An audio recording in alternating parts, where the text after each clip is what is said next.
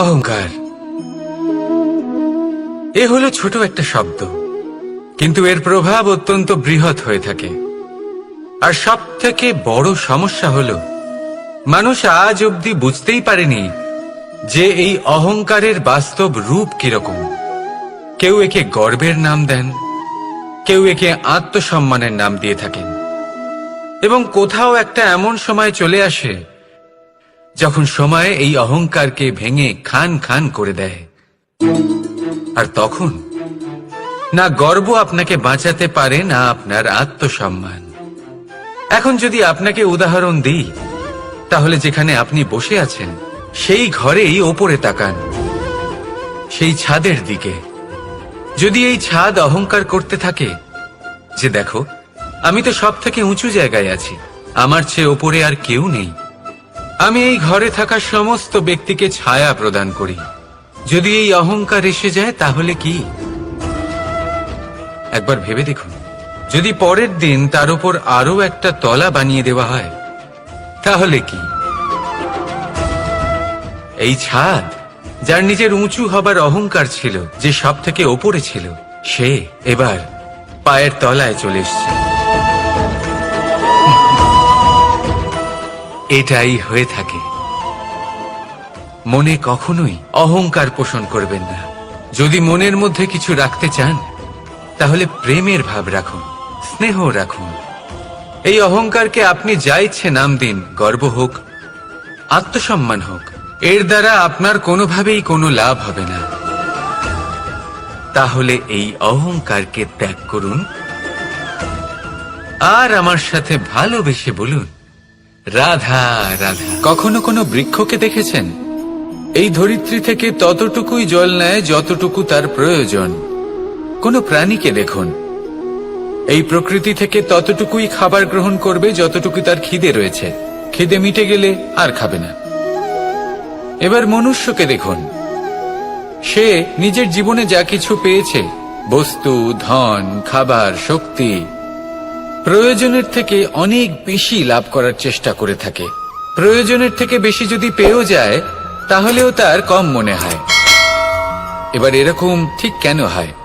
এর পেছনের কারণ কি? কারণ হলো লোভ। লোভের আগুন কিছু এমন হয়, যদি মানুষের মনে একবার প্রজ্বলিত হয় তাহলে শুধু বাড়তেই থাকে। ততক্ষণ বাড়বে যতক্ষণ না আপনি নিজে তাকে বাধা দিচ্ছেন। তবে এই লোভের আগুন নিয়ন্ত্রণ করা সম্ভব। পরিমিতিবোধ, পরিমিতিবোধের চিন্তা। আপনাকে শুধু নিজেকে একটা সরল প্রশ্ন করতে হবে। যখনই মনের মধ্যে কোনো বস্তুর প্রতি, শক্তির প্রতি, ধনের প্রতি, ভোজনের প্রতি লোভ বেড়ে যায়, নিজেকে প্রশ্ন করুন, এটা কি আমার কাছে ততটাই প্রয়োজনীয় যতটা একটা বৃক্ষের কাছে জল, যতটা একটা প্রাণীর কাছে ভোজন? এটা কি ততটাই প্রয়োজনীয়? যদি উত্তর না হয়, তাহলে নিজেকে সেখানেই বাধা দিন, সেই ভাবনা সেখানেই ত্যাগ করুন, কারণ সেটাই হলো লোভ। ঠিক এইভাবেই প্রয়োজনীয়তার চিন্তা করে আস্তে আস্তে এই মন নির্লোভ হয়ে উঠবে, আর এই মন প্রসন্ন হয়ে বলবে, রাধা রাধা। পরিচ্ছন্নতা। বর্তমানের এই প্রজন্ম আগের প্রজন্মের এই যে অতিশুদ্ধতার অভ্যেস ছিল তা নিয়ে ঠাট্টা করে, তাকে মূর্খতা মনে করে। বুঝতেই পারে না কেন। আমাদের মা, ঠাকুমা, দিদিমা, এদের দেখেছি সকালে উঠে সবার আগে স্নান করেন। কেন? বুঝতেই পারে না। কেন কথায় কথায় বারান্দা, উঠোন পরিষ্কার করা হয়? বুঝতেই পারে না। অনেক মানুষজন এটাকে ধার্মিক এবং অন্ধবিশ্বাস বলে, কিন্তু যদি আমি আপনাকে সত্যি কথা বলি, প্রত্যেক ধর্ম বিজ্ঞানসম্মত। প্রত্যেক কাজের পেছনে বৈজ্ঞানিক সত্যতা লুকিয়ে রয়েছে, কিন্তু প্রত্যেক মানুষ সেই নিয়ে কতটা ভাবেন, কতটা বোঝেন, আর কি পদক্ষেপ নেন, তা হলো আলাদা এবং অত্যন্ত গুরুত্বপূর্ণ, কিন্তু তা হলো বিজ্ঞানসম্মত। আজও যখন আমি আগে বাড়ি যাই, মা সবার আগে আমার হাত পা ধুয়ে দেন, তারপর সবকিছু। তাই আপনি পরিচ্ছন্ন থাকুন, তাহলে আপনি সুস্থ থাকবেন। তখনই আপনার মনে ভক্তিভাব আসবে, তখনই এই সমগ্র সংসারকে সামলানোর শক্তি অর্জন করতে পারবেন। তাহলে পরিচ্ছন্ন থাকুন, সব ভালো থাকবে। রাধা রাধা। ধর্ম। আমরা সকলে ধর্মের বিষয়ে কথা বলি, কখনো নিজের ধর্মের বিষয়, আর কখনো অন্যের ধর্মের বিষয়। কখনো আমরা অধর্ম দেখলে সেই বিষয়ে কথা বলি। অনেক রকম আলোচনা হয়, কিন্তু এই ধর্ম আসলে কি, সেটা কি কেউ বোঝে? যদি আমি আপনাকে উত্তর দিই, এই উত্তর সরল। ধর্ম হলো তাই যা মানুষকে অন্য মানুষের সাথে, সমস্ত বিশ্ব সংসারের সাথে আনন্দ সহকারে বাঁচতে শেখায়।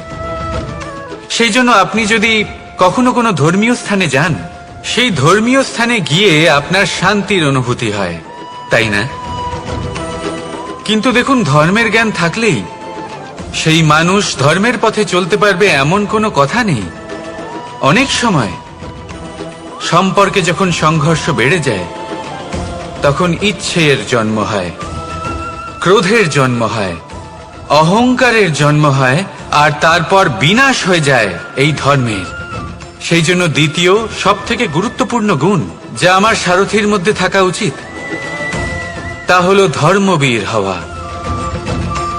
এবার দেখতে হবে সেটা এই যে কে হবে সেই ব্যক্তি যিনি এই স্বয়ম্বরে নিজের ধর্মে অটল থাকবেন। কারণ সেই ব্যক্তি এই সংসার থেকে সরে এসে ধর্মের পুনঃস্থাপনের এই মহাকার্যে আমার সারথি হতে পারবেন। তাহলে আসুন আমার সাথে ভালোবেসে বলুন, রাধা রাধা। মানুষ কতটা শক্তিশালী হয়, তার কতটা সামর্থ্য রয়েছে, সে কতটা প্রতিভাশালী হয়, এটা হয়তো বলার কোনো দরকারই নেই। আজকের দিনে সবাই জানে যে মানুষ কি না করতে পারে। মানুষ চাইলে সবকিছু করতে পারে। মানুষ যদি চায় মাছের মতো জলে সাঁতার কাটতে পারে। মানুষ যদি চায় হিমালয়ের মাথা নত করতে পারে। মানুষ যদি চায় সমুদ্র থেকে মুক্তো সংগ্রহ করতে পারে। মানুষ যদি চায় তাহলে আকাশের পাখির মতো বিচরণ করতে পারে। মানুষ চাইলে সব কিছু পেতে পারে। সে জ্ঞান, সম্পত্তি, পরিবার, সাফল্য, সবকিছু।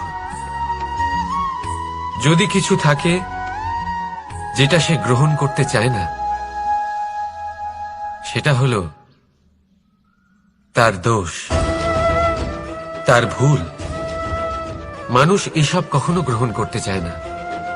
কিন্তু যেদিন মানুষ তার দোষ বুঝতে পারবে, নিজের ভুল বুঝতে পারবে, সেটা স্বীকার করতে পারবে, আর সেটা ঠিক করার পথে অগ্রসর হবে, তাতে সে সফলও হবে, সেদিন সে প্রকৃত রূপে মানুষ বলে গণ্য হবে। সেদিন সে মুক্তি লাভ করবে। ভুল সবাই করে, দোষ সকলের মধ্যে থাকে। সেটা গ্রহণ করুন, তা সংশোধন করার চেষ্টা করুন। জীবনে এগিয়ে যেতে পারবেন। আর আমার সাথে ভালোবেসে বলুন, রাধা রাধা। ধৈর্য। এই ধৈর্য কি? কোন গুণ, কোন অনুভূতি, কোন দৃষ্টিভঙ্গি? আমার জন্য ধৈর্য এক বাহন। আপনি হয়তো ভাবছেন, এই কেমন বাহন? বাহন তো ঘোড়া হতে পারে, হাতি হতে পারে, উটও হতে পারে, কিন্তু ধৈর্যকে বাহন বানানো মানে? চলুন আপনাকে একটা কথা বোঝাই। পৃথিবীতে এমন কোনো বাহন নেই যে তার আরোহীকে আছড়ে ফেলেনি। সেটা উট হোক বা হাতি হোক বা ঘোড়া হোক, চলতে চলতে কখনো নড়বড় করেই বসে। তারপর সেই আরোহী পরে কারোর পায়, তারপর পরে তার নিজের নজরে। কিন্তু ধৈর্যরূপী বাহন কখনো কাউকে ফেলে না, কখনো না। না সেই আরোহী কারোর পায়ে পড়ে, আর না তো নিজের নজরে। কারণ ধৈর্য আপনাকে বিবেক প্রদান করে। বিবেক আপনাকে পরিকল্পনায় সাহায্য করে, আর পরিকল্পনা প্রদান করে আপনাকে শক্তি, আপনার লক্ষ্যের দিকে অগ্রসর হওয়া। বুঝলেন? ধৈর্যকে সঙ্গে রাখুন, নিজেকে আরো ধৈর্যশীল করে তুলুন। এই ধৈর্যের সাহায্যে আরোহণ করে দেখুন কিভাবে এই বাহন আপনাকে আপনার গন্তব্যে পৌঁছে দেবে। রাধা রাধা। ভগবান, প্রত্যেক কঠিন পরিস্থিতিতে এই নামই আছে যা আমাদের উপায় দিয়ে থাকে। ব্যক্তি যান, ভগবানের পুজো করেন, আরাধনা করেন, ব্রত পালন করেন, মন্দিরে যান, পুজো পাঠ করেন, ভগবানকে জাগিয়ে তোলেন, আর তারপর শুরু হয় সমস্ত প্রশ্ন। হে ভগবান, আমার সাথে এরকম কেন হচ্ছে? কেন আমারই জীবনে এত দুঃখ আছে? আমি কিভাবে এর সম্মুখীন হব? আমাকে কেন এত কষ্ট ভোগ করতে হচ্ছে? হে ভগবান, আমি কি করব? আমাকে সাহায্য করুন, কোনো রাস্তা দেখান।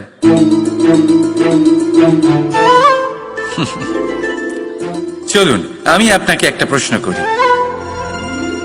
মন্দিরে যাওয়ার চেষ্টা করার আগে আপনি কি জীবনে ততটা চেষ্টা করেছেন যতটা সেই সমস্যাকে দূর করার জন্য দরকার ছিল? দ্বিতীয় প্রশ্ন, ভগবানকে জাগানোর পূর্বে আপনি কি নিজেকে জাগিয়ে তুলেছেন? আপনি কি আলস্য ত্যাগ করেছেন?